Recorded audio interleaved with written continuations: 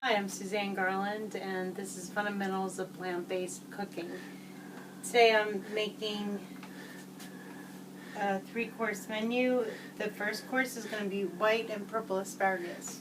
White asparagus is white because it's grown underground, and purple asparagus is 20% sweeter than normal asparagus. It's a variant of green asparagus. And this is what I've done so far. I've steamed it for just about 4 or 5 minutes.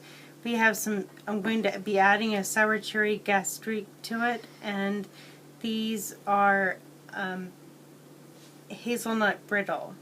And then I also have some nut-based butter that I've made up that I'm going to be putting on this as well. This is our sour cherry gastrigue.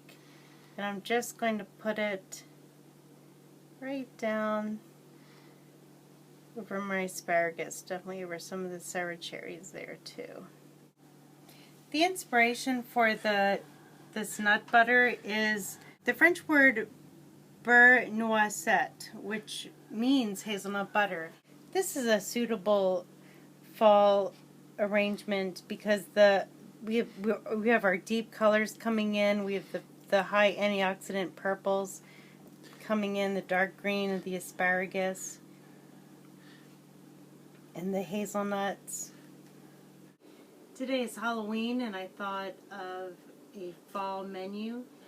The appetizer has a lot of the colors of the fall, the deep purples and browns and oranges that come out at this time of year.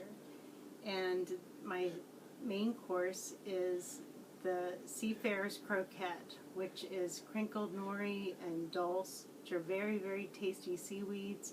That takes the place of chicken. When I was little, I used to love chicken croquettes.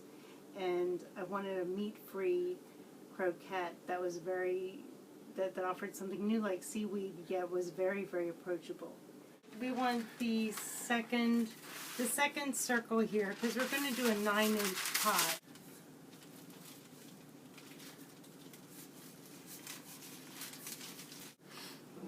I'm going to lift up my parchment. There we go. So I'm going to flute the edges of the pie by pinching it together, pinching my fingers together like this.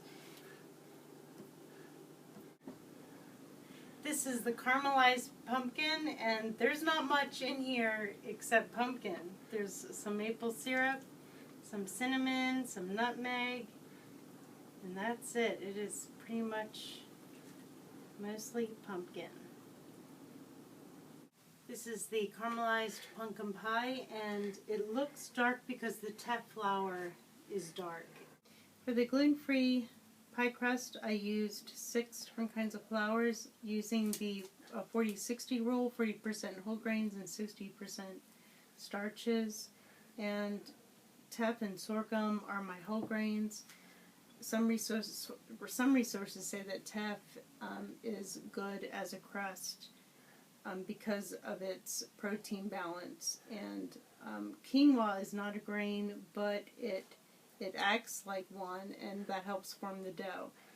White rice, sweet white rice that I use is very sticky. It's from the short grain sticky rice, and I hope that holds the dough together.